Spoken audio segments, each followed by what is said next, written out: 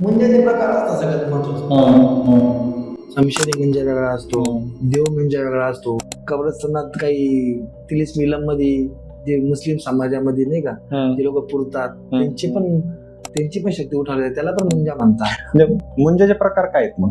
कुठले कुठले मुंजा? समशानी मुंजा समशानी साधण्यामध्ये मुंजाचा प्रकार केला जातो. बरोबर. देव मुंजा जसं लोक बोलतात पिंपळाचा झाड मुंजा असतो गो, तो का तुम्हाला दूधच नाही मागणार का मला दूध दे, मला हे दे, मला ते दे, असं काही नाही. असं बऱ्याच ठिकाणी ऐकलेलं आहे का स्त्रीला मागतो मुंजा, तो समशानी मुंजा असतो. समशान मुंजा. दोन मुंजात काय फरक आहे? समशानी समशानी मुंजा तर काय असतं माहिती का? समशानी मुंजामध्ये तो लेडीज मागतो. हे जे 14-15 वर्ष 16 वर्षाचे मुलं ना, हे 12 वर्षाच्या पुढं मुलं हे वारलेले, ही भटकंती पूर्णपणे तो शैतानी मुंजा. नर पिंपळ असतो, एक लक्षात घ्या. कोणत्या पिंपळाला मुंजा प्राप्त होत नाही. पिंपळाचे प्रकार असतात.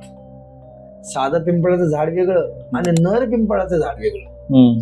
ज्या पिंपळाला अशा पारंब्या आता बघा, शेंड्यासारख्या पारंब्या आता वडाच्या झाडासारख्या, वड्याच्या झाडासारख्या पारंब्या, बरोबर, त्या पिंपळा झाडाला मुंजा सिद्धी होऊ शकतो. लेडीज बघितल्याशिवाय तो पण काही काम नाही करणार.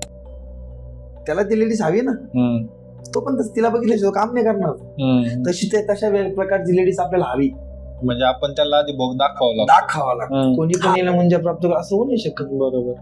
त्यासाठी तुम्हाला सिद्धी हवी. मग मुंजाची सिद्धी कशी केली जाते? नाथ संप्रदायामध्ये अस्त्र असतात, बीज मंत्र असतात. बरोबर. त्या का बीज मंत्रामध्ये पण मुंजोबा अस्त्र नारायणी नमः, ओम नमो मुंजोबा अस्त्र नारायणी नमः, हे एक सिद्धी आहे. मग तो दैव शक्तीचा मुंजा प्राप्त करताना ना, तो तुम्हाला वेगळ्या ना खेळ दाखवतो, तुम्हाला वेगळ्या भाषा दाखवतो, तुम्हाला वेगळ्या भाषेत तुम्हाला करल. कधी तो ना कधी तो वेगळीच कोणती तरी भाषा बोलत, असे वेगवेगळे प्रकारचे काही मुरमुरे ठेवलेले तुम्ही तिथं ती हालचाल व्हायला चालू होणार. अच्छा. हा, जास्तच मुंग्या लागून जाणार. हे चिमटण राहतात, त्याला तर यायचंय बाहेर. तो काय करतो, लगेच येऊन उभा नाही राहणार तुमच्या. तो थांबल का नाही थांबल त्याची मर्जी.